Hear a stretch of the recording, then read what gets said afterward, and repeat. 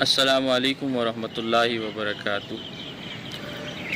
آج ہمارے پاس حضرت مولانا مفتی عبدالواحد قریشی صاحب دامت برکاتہم العالیہ اپنے قیمتی وقت میں سے کچھ وقت نکال کے تشریف لائے۔ حضرت کا سفر تھا، درمیان میں ہمارے پاس کچھ دیر کے لیے تشریف لائے ہیں۔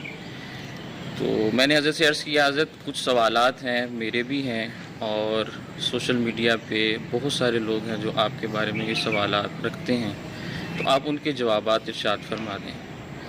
تو حضرت نے خصوصی شفقت فرمائی اور ہمارے ساتھ تھوڑی دیر کے لیے بیٹھے۔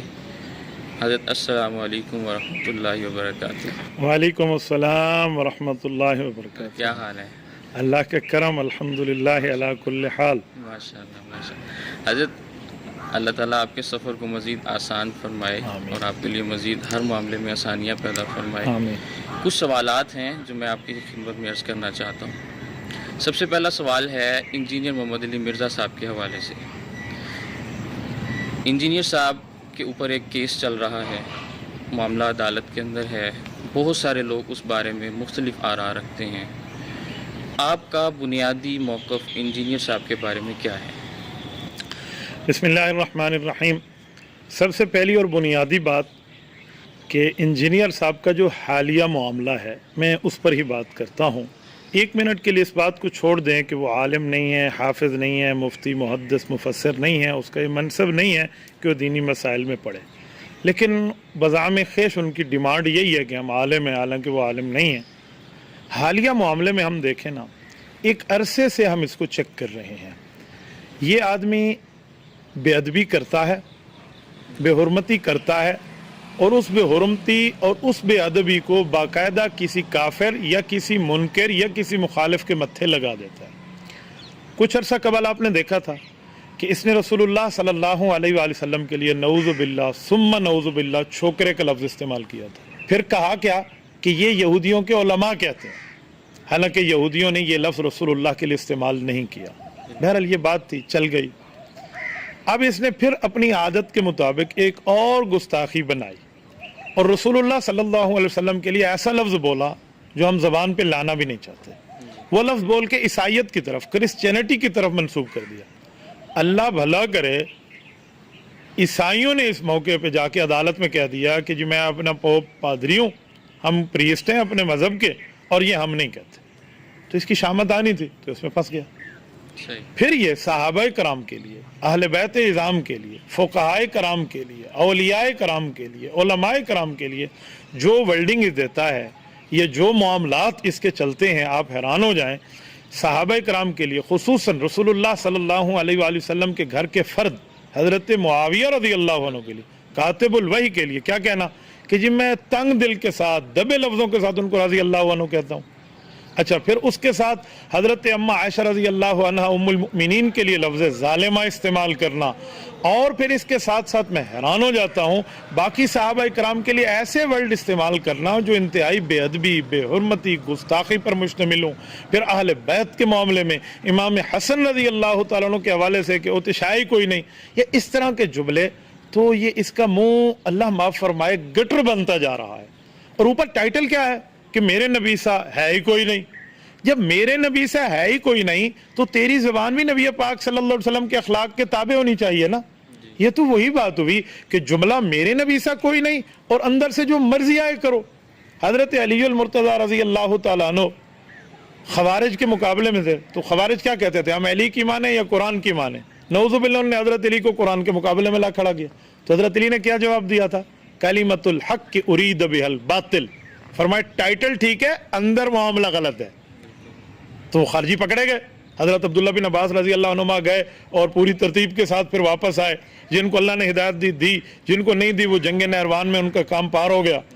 تو یہاں بھی کلمۃ الحق کی ارید بہا الباطل، میرے نبی سا ہے ہی کوئی نہیں، یہ جملہ لفظ بہتر ہے، اندر گستاخیاں بنا بنا کے کافروں کے متھے مار دو، اندر گستاخی بنا بنا کے مخالف کے متھے مار دو۔ تو جیسے ہینڈ پکٹر ہوتا ہے نا، اپنے ہاتھ سے بنانے والا، اپنے پیٹ سے بنانے والا، تو یہ ایسے ہی ہے، یہ گستاخی بنا کے ان کے متھے مار دو، اوپر ٹائٹل لگایا ہوا ہے۔ تو ہمارا موقف یہی ہے۔ اس بارے میں ایک جملہ کہوں گا، وہ قول فیصل ہے کہ حکومت کے گھر میں معاملہ ہے، حکومت کے پاس یہ معاملہ آ چکا ہے، صرف 295C نہیں آئی, 298A بھی آ گیا ہے, گستاخی صحابہ, گستاخی آل بیت اور مذہبی منافرت کا کیس بھی آ گیا ہے.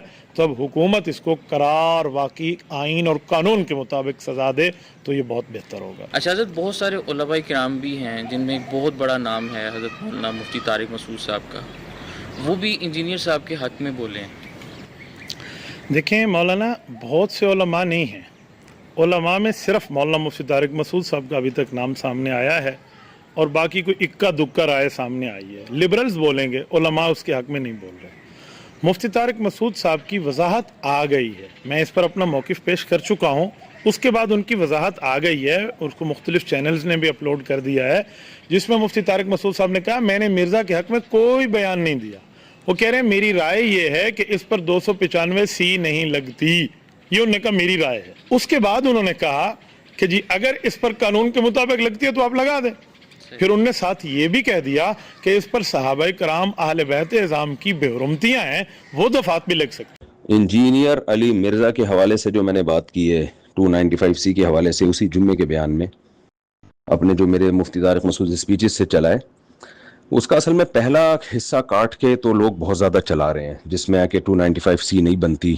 باقی آگے پورا بیان اگر میرا سنا جائے تو اس پورے بیان میں میں نے انجینئر کے بارے میں یہ وضاحت کی ہے اور ببانگ دہل یہ بار بار اس جملے کو ریپیٹ کیا ہے کہ یہ ایک نمبر کا بدتمیز آدمی ہے. اصحاب رسول, تابعین, حتیٰ کہ پیغمبر صلی اللہ علیہ وسلم اور انبیاء کرام, ایسے ایسے الٹ پٹانگ الفاظ یہ استعمال کرتا ہے پیغمبروں کے بارے میں. اس کے مولانا عمران صفدر صاحب کے کلپ کا میں نے ریفرنس اسی وجہ سے دیا تھا کہ کسی نے اس کی بدتمیزیاں اور بے ادبیاں دیکھنی ہو تو ان کا کلپ جا کے سن لے. قیصر احمد راجہ صاحب نے بھی, مولانا عمران صفدر صاحب نے بھی بہت اس کی چیزوں کو ہائی لائٹ کیا, اور ویسے بھی وہ سب چیزیں ساری دنیا کے سامنے ہیں.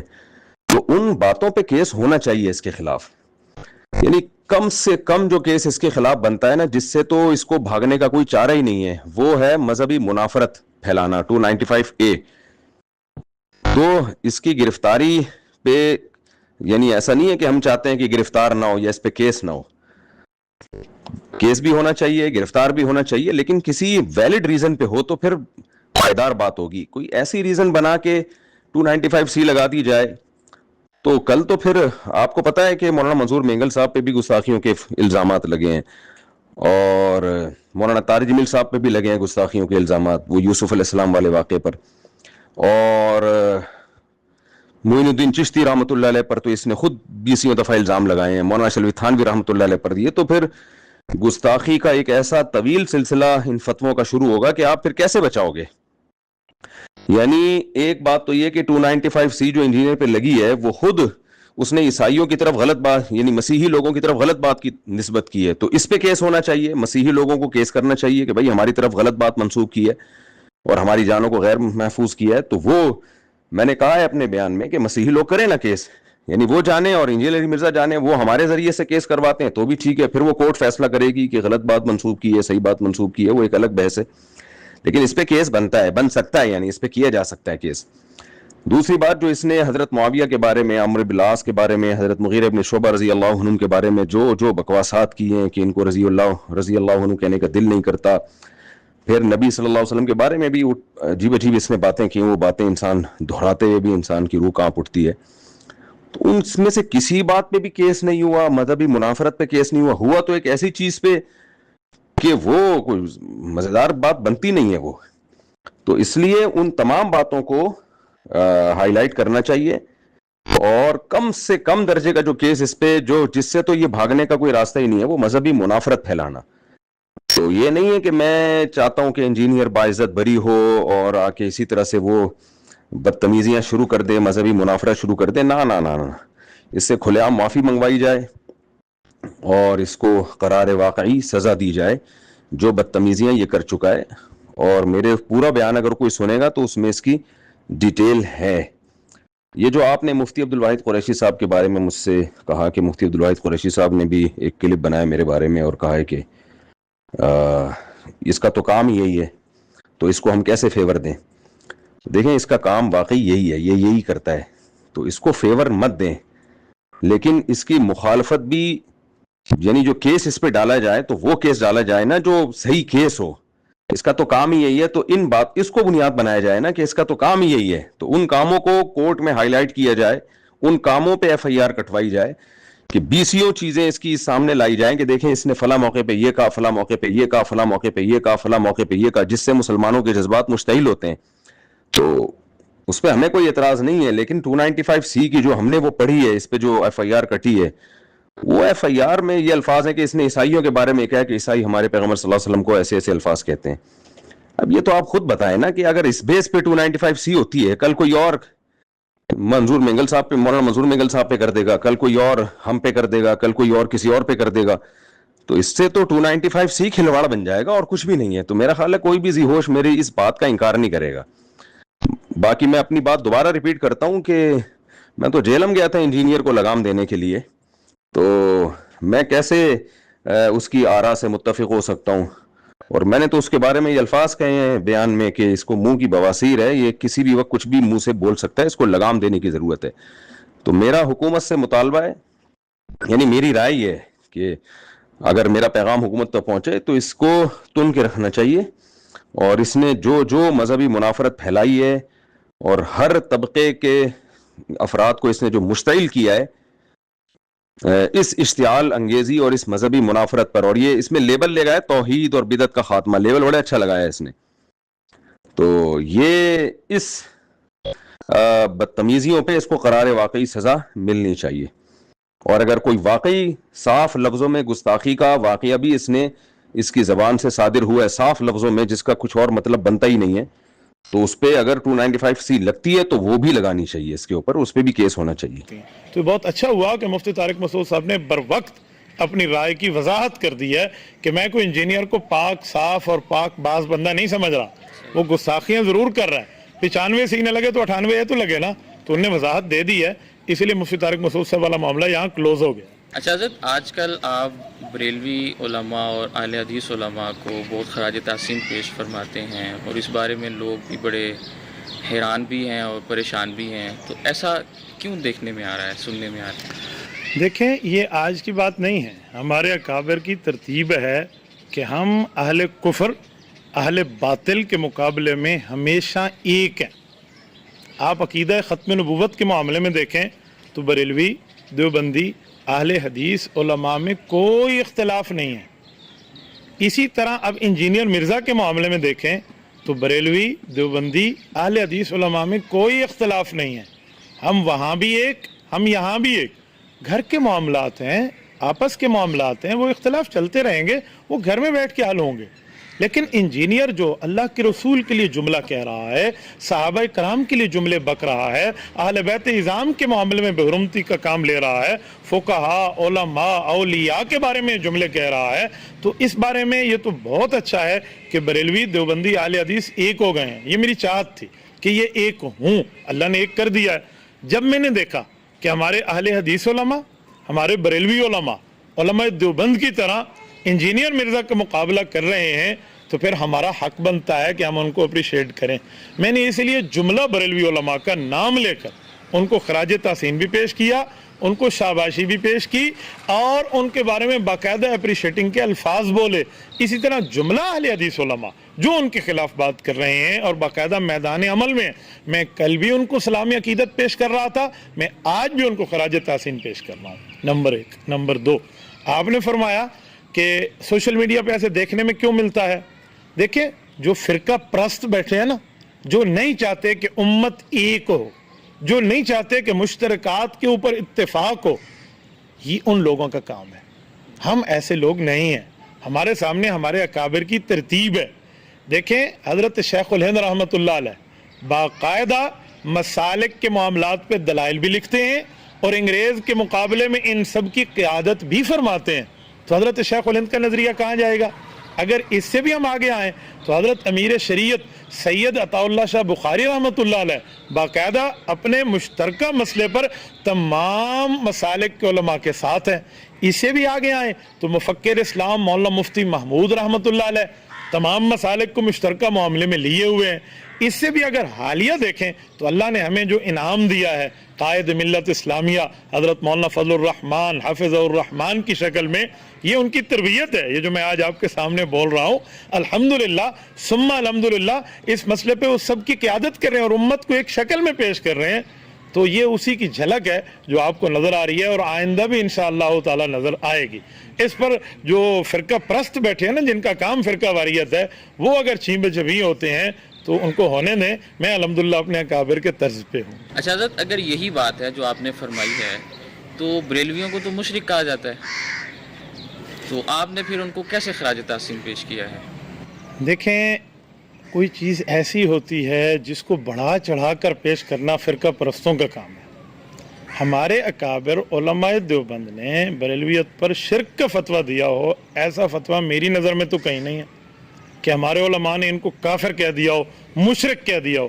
بعض ان حضرات کی طرف سے تو علماء دیوبند وغیرہ پر اس طرح کی شدت ہے، لیکن سنجیدہ طبقے میں نہیں ہے. تو یہ روش ان والی ہمارے طبقے میں کب سے آ گئی کہ ہم مشرک کے اور کفر کے اور شرک کے فتووں کی مشین چلا کے بیٹھے ہیں؟ دیکھیں، جس مسئلے پر بریلوی علماء کو مد نظر رکھ کے یہ شرک کے فتوے کی بات کر رہے ہیں، غیر اللہ سے مدد اور قبر پہ سجدہ اور غیر اللہ کو خدا ماننا اور فلاں، میں نے تو بریلوی علماء میں چیز نہیں دیکھی. بریلوی علماء کا معاملہ یہ نہیں ہے. قبر پہ سجدہ، اس کے لیے تو گولڑا شریف سے لے کر مولانا احمد رضا خان صاحب تک باقاعدہ منع موجود ہے. ان کے علماء باقاعدہ اس کو منع کرتے ہیں کہ آپ ایسا نہ کریں. میں نے تو نہیں دیکھا کہ یہ لوگ شرک کرتے ہوں، شرک میں مبتلا ہوں. بھائی شرک میں مبتلا دیوبندی ہو، وہ بھی مسلمان نہیں ہے، آپ کسی اور کی بات کرتے ہیں. تو اس طرح خواہ سے کسی کے اوپر شرک کا فتویٰ، کفر کے فتوے کی مشین، یہ روش انتہائی خطرناک ہے، یہ ہمیں نقصان دے گی.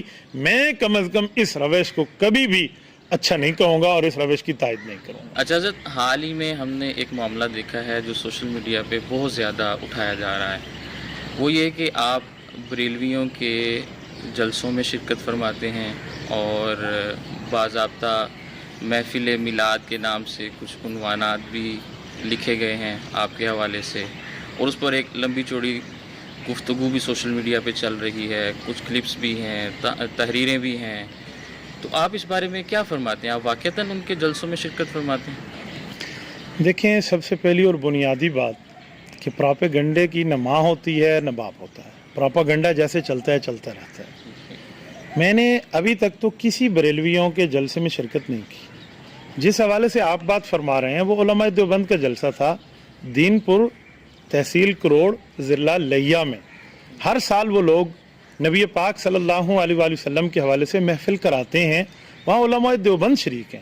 کوئی اکیلا میں نہیں ہوں، حضرت مولانا عبدالستار توسوی نور اللہ مرکزہ کے خاندان کے چشم و چراغ اس میں موجود ہیں.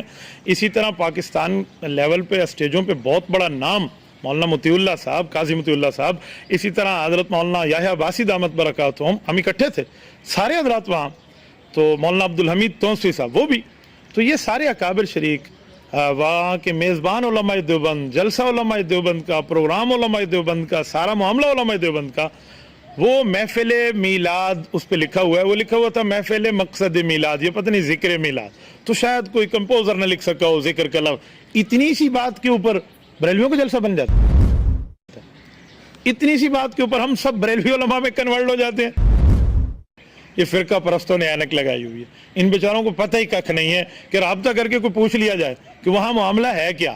نمبر 1. نمبر 2، مجھے آپ ایک بات بتائیں، رسول اللہ صلی اللہ علیہ وآلہ وسلم کی میلاد کا ذکر کرنا جرم ہے؟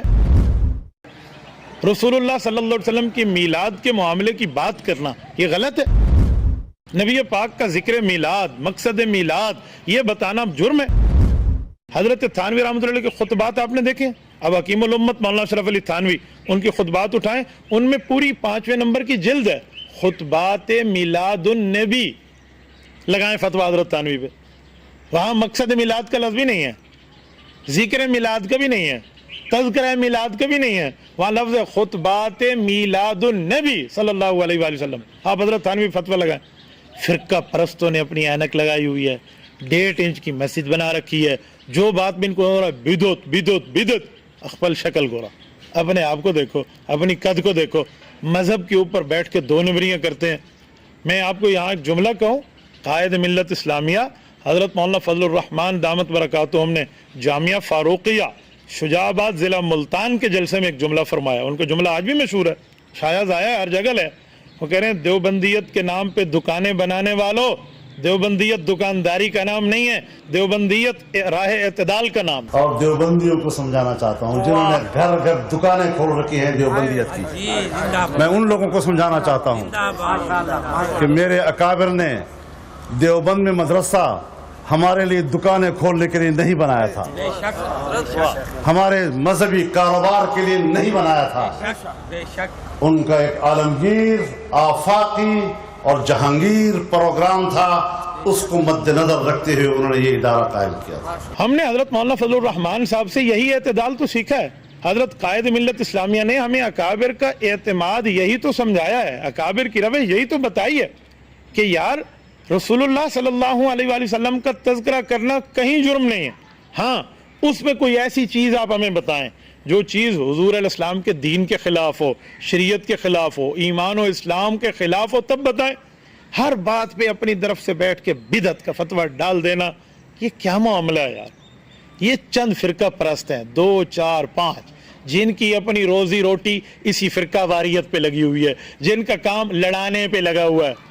آپ اکابر کے طرز کو دیکھیں, امام اہل سنت والجماعت مولانا سرفراز خان صفدر رحمہ اللہ, حضرت مولانا قاضی مظہر حسین رحمۃ اللہ علیہ, حضرت مولانا محمد نافع رحمۃ اللہ علیہ, حضرت مولانا عبدالستار توسوی رحمۃ اللہ علیہ, حضرت مولانا مفتی محمود رحمۃ اللہ علیہ. یہ جملہ اکابر کی ترتیب دیکھیں, یہ ان کی روش پہ نہیں ہے. بعض جگہ وہ اکابر کا نام بڑی عزت سے بھی لیتے ہیں. آپ حضرت قاضی مظہر حسین رحمۃ اللہ علیہ کی بشارت الدارین بالصبر علی شہادت الحسین اٹھائیے. انہوں نے مولانا احمد رضا خان کے لیے کتنی اچھے الفاظ کا ذکر کیا ہے, آپ ذرا دیکھ لیجیے. آپ اس سے بھی بڑھ کے آگے آئیے تو ہمارے اکابر میں کئی جگہ آپ کو اپنے مخالف, مثلاً 5 جلدوں میں کاروائی چھپ چکی ہے قادیانیوں کے لیے جو 13 دن بعد ہوئی تھی قومی اسمبلی میں 1974 میں 1974. اس 5 جلدوں کی کاروائی کو عالمی مجلس تحفظ و ختم نبوت نے چھاپا ہے نا, اس کے پہلے صفحوں کو دیکھ لیں. اس میں بریلوی علماء کا نام انتہائی ادب و احترام سے لکھا ہے. آپ کا چینل اگر اس چلانے کی اجازت دے تو لفظ پڑھ کے سنا دوں. اس میں عالمی مجلس تحفظ ختم نبوت لکھتی ہے امام اہل سنت والجماعت حضرت مولانا شام النورانی. بتائیں یہ فرقہ پرست برداشت کریں گے؟ ان کی تو موت ہے اس مسئلے پہ. یہ تو سارا دن اس مسئلے پہ بیٹھ کے امت کو ایک نہ ہونے دیں, مشترکہ کام کے اوپر بھی لڑائی اور فساد ڈالیں, اور ہمارے اشتہار کو بریلویوں کو اشتہار بنا دیں, ہمارے علماء کو بریلوی علماء بنا دیں. 2 باتیں. تیسری بات, مجھے ایک بات بتائیں کہ اگر جلسہ رسول اللہ صلی اللہ علیہ وسلم کی سیرت, رسول اللہ صلی اللہ علیہ وسلم کا تذکرہ, ذکر میلاد مصطفیٰ یا نبی علیہ الصلوۃ والسلام کے حوالے سے دینی معاملات پہ کوئی پروگرام ہو, اور اس میں بریلوی حضرات بھی ہوں, اہل حدیث حضرات بھی ہوں, اور اس میں آپ کا یہ بھائی علماء دیوبند کی نمائندگی کرتے ہوئے چلا جائے, میں نے اپنے مذہب کو چھوڑ دیا, میں نے اپنے عقیدے کو چھوڑ دی, میں نے اپنے معاملات کو چھوڑ دیا, کہاں بیٹھے ہیں بھائی؟ ایسا نہیں ہے. ان معاملات میں جو بیچارے کنویں کی مینڈک بن کے بیٹھے ہیں نا, جن فرقہ پرستوں کی روٹی روزی اس معاملے پہ لگی ہوئی ہے, یہ ان کے کام ہے. اللہ تعالی ہمیں محفوظ فرمائے. اچھا حضرت, سوشل میڈیا پہ ایک بات آپ کے بارے میں یہ بھی چل رہی ہے کہ آپ نے اذان کے بعد درود شریف کو جائز قرار دے دیا ہے. جو جملہ میں نے کہا ہے, اگر اس جملے کو سن لیا جائے اور سمجھ لیا جائے تو میرے خیال میں کوئی مسئلہ نہیں ہے. میں نے وہاں کہا, مجھ سے ایک جگہ سوال کیا گیا کہ آپ اذان کے ساتھ درود شریف کے بارے میں کیا کہتے ہیں. میں نے وہاں کہا اذان کے بعد درود شریف اگر کوئی آدمی انفرادی طور پہ پڑھ لیتا ہے یا دل میں پڑھ لیتا ہے تو بالکل جائز ہے, اور یہ بات تو حدیث پاک میں موجود ہے. نبی پاک صلی اللہ علیہ وآلہ وسلم کی حدیث ہے کہ آپ اذان کے بعد میرے اوپر درود پاک پڑھیں. رسول اللہ صلی اللہ علیہ وسلم کا یہ لفظ ہے, نہ ہو تو آپ مشکات شریف اٹھا لیں. یار چھوڑ دیں اور معاملے کو. جامعۃ علوم الاسلامیہ علامہ بن نوری ٹاؤن کراچی علماء دیوبند کا ترجمان ادارہ نہیں ہے یا نہیں ہے؟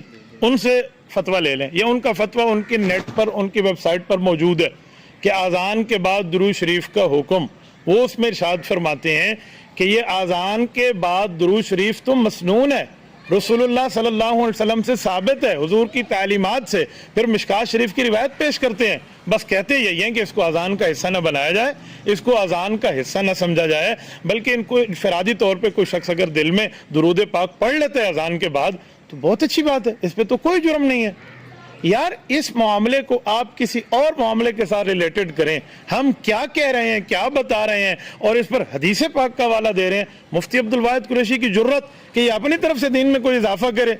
रसूलुल्लाह सल्लल्लाहु अलैहि वसल्लम की तालीम है, अकाबिर का तर्ज है, अकाबिर की तरतीब है, और वो आ चुका है। तो इस पर भी मसला फिरका वारियत वालों का है, जिनकी रोजी रोटी का काम, जिनके पेट के काम फिरका परस्ती से चलते हैं, ये उनका काम है। कुएं की मेंढक थी ना, कुएं की मेंढक, उसने दरिया की मेंढक को कहा कि कुएं से बड़ी भी कोई जगह है, तो दरिया वालों ने कहा तुम्हें क्या पता कि दरिया का मामला क्या है। ये आपस में बड़े छोटे जो इनके अपने बैठे हैं ना, फैसला कर लें दरिया क्या है, कुआं क्या है, आपको देखना चाहिए। वो कहते हैं ना कौम क्या है, कौमों की इमामत क्या है, ये बेचारे क्या जाने, ये तो कल में आधी रकात के इमाम बने बैठे हैं, ये तो वो लोग हैं। तो इस मामले पे आप समझिए कि मामला होता क्या है। ये हदीस पाक है, मिशकात शरीफ है, वहाँ जायज़ करार दिया गया है, उसकी तरतीब है, इनफरादी तौर पे पढ़ लिया जाए, अजान का हिस्सा न समझा जाए तो बिल्कुल दरूद पाक जायज़ है। इस दरूद शरीफ को कौन मना करता है? क्या रसूलुल्लाह सल्लल्लाहु अलैहि वसल्लम के दरूद को भी कोई इनकार करेगा? बहुत बहुत शुक्रिया हज़रत आपका कि आपने मेरे सवालात के जवाबात दिए। ये सिर्फ मेरे सवालात नहीं थे, बल्कि लोग भी सोशल मीडिया पे बहुत इसके बारे में तबसरा करते हैं और पूछ रहे हैं, लेकिन उनको जवाब नहीं मिल रहा था। तो इसलिए मैंने मुनासिब समझा कि आपसे गुजारिश अर्ज़ करूँ कि अपने वक़्त में से थोड़ा सा वक़्त हमें इनायत फरमा दें। मैं यहाँ एक जुमला कहता हूँ, किसी के बारे में सुनने से बेहतर है किसी को सुन लें। जब आप किसी के बारे में सुनेंगे ना तो आपका जहन और होगा, जब आप किसी को सुनेंगे तो जहन और होगा। इंशाअल्लाह ताला मेरे ख्याल में आज की इस मुख्तसर नशिस्त ने बहुत से सवालात के जवाब दे दिए। तो नाज़रीन ये सिलसिला चलता रहेगा आपकी खिदमत में, इंशाअल्लाह हम वक्तन फ़वक्तन हाज़िर होते रहेंगे। हमें दें इजाज़त, अल्लाह हाफ़िज़।